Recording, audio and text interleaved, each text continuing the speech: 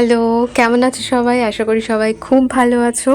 আগের দিনের ভ্লগে আমি তোমাদের সাথে শেয়ার করেছিলাম যে আমাদের একটা নতুন এসি কেনা হয়েছে। তো এই এসির বক্সটা প্রথমে ফেলে দিতে যাচ্ছিলাম, তারপর ভাবলাম না এটা দিয়ে একটা কিছু বানানো যাক, কারণ বক্সটা বেশ শক্তপোক্ত ছিল।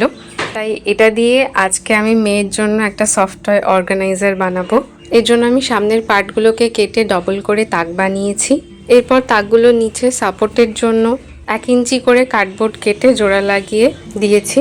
এরপর আমি মিশো থেকে নেওয়া এই সাদা ওয়ালপেপারটা দিয়ে এটাকে কভার করব। এটা আমি 108 টাকা দিয়ে কিনেছিলাম, তবে এটা দিয়ে আমার পুরো এই অর্গানাইজারটা কভার হয়নি। এখানে খুব কম ওয়ালপেপার ছিল।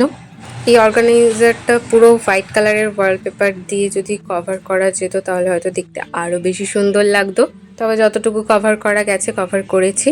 তো এরপর এই হচ্ছে অর্গানাইজারটার ফাইনাল লুক। আমি এখানে সব টয়গুলোকে সাজিয়ে দিয়েছি। চলো এবার মেয়েকে ডেকে এনে দেখাই ওর কেমন লাগলো। তুলতুল, তোমার জন্য সারপ্রাইজ আছে, এদিকে এসো। এই দেখো তোমার সারপ্রাইজ।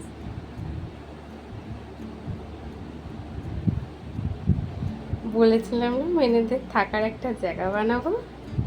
অনেক আমি পাইনি, তুমি পেয়েছো? সব জানলা থেকে খুঁজে খুঁজে সাজিয়েছি। কেমন লেগেছে তোমার? ভালো। আমি তো দেখতেই পেলে কিন্তু আমার মেয়ের রিয়াকশন, ওরই অবাক হওয়া আর ওর মুখের এই খুশিটা দেখে আমার কিন্তু সব পরিশ্রম সার্থক হয়েছে। একটা ফেলে দেওয়ার মতন কার্টুন বক্স আজ আমার মেয়ের প্রিয় টয় অর্গানাইজার। সত্যি একটু চেষ্টা করলে কিন্তু অনেক কিছু নতুন জীবন পেতে পারে। তো তোমাদের কাছে এই রিসাইকেলিংয়ের আইডিয়াটা কেমন লাগলো কমেন্ট করে অবশ্যই জানিও।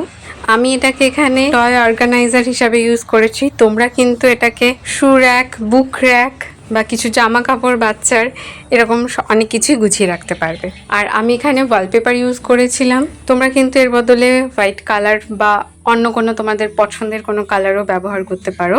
আমি আর আমার মেয়ে পরেই ফাঁকা জায়গাগুলোকে হোয়াইট অ্যাক্রিলিক কালার দিয়ে কভার করেছিলাম।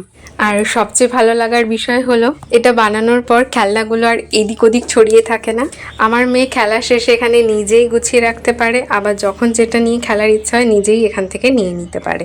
আর এটা নিজের হাতে বানিয়ে আমিও ভীষণ খুশি, কারণ একটা ফেলে দেওয়ার মতন এসি কার্টুন আজ আমার ঘরের এই কর্নারটাকে আরও সুন্দর করে তুলেছে। আর নিজের হাতে কিছু বানানোর আনন্দটা সত্যিই আলাদা। তো তোমাদের কাছে এই ভিডিওটা কেমন লাগলো কমেন্ট করে অবশ্যই জানিও। ভালো লাগলে অবশ্যই সাবস্ক্রাইব করে পাশে থেকো।